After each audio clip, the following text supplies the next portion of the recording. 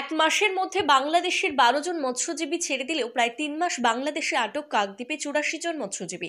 ক্ষোভ মৎস্যজীবী পরিবারের।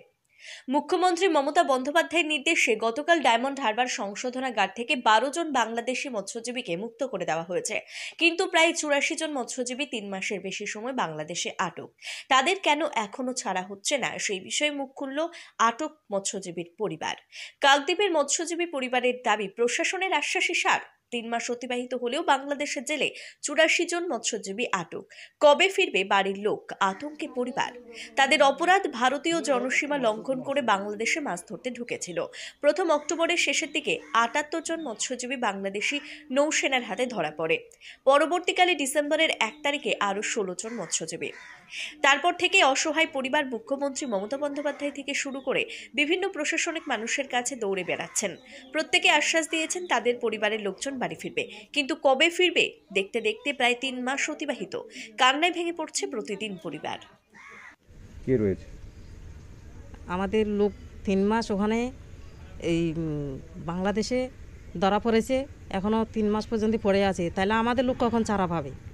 আমাদের খুব অসুবিধা হচ্ছে, ছেলে মেয়ে নিয়ে চলাফেরা খুব অসুবিধা।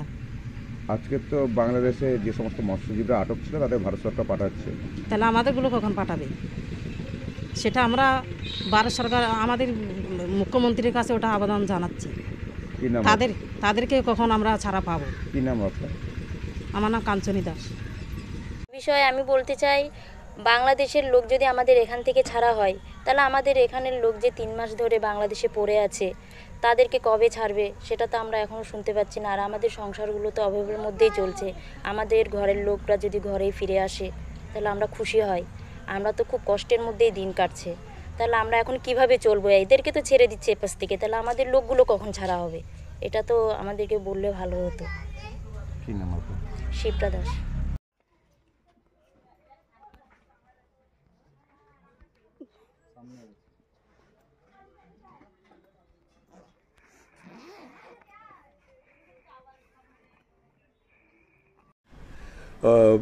বাংলাদেশের যে 12 জন মৎস্যজীবীকে উদ্ধার করা হয়েছিল, তাদেরকে আজকে ছাড়া হয়েছে এবং যে 78 জন মৎস্যজীবীকেও ধরে নিয়ে আসা হয়েছিল আমাদের টেরিটরির মধ্যে থেকে, তাদেরকেও ছাড়ার প্রস্তুতি শুরু হয়েছে।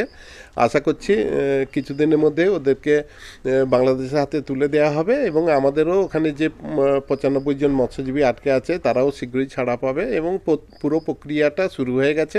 আমরা কিছুদিনের মধ্যেই এটা জানতে পারবো আশা করছি। সত্যনাথ পাত্র, সুন্দরবন সামুদ্রিক মৎস্যজীবী শ্রমিক ইউনিয়ন সম্পাদক।